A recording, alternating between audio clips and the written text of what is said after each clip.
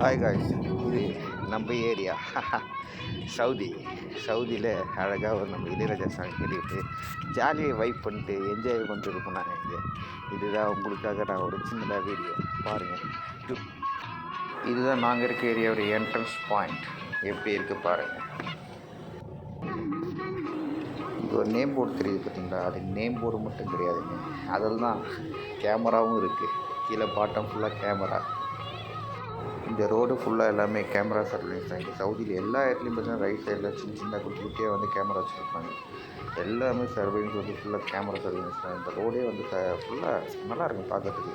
அதே போல் ஒரு லைட்டிங்லாம் செம்மையாக இருக்கும்.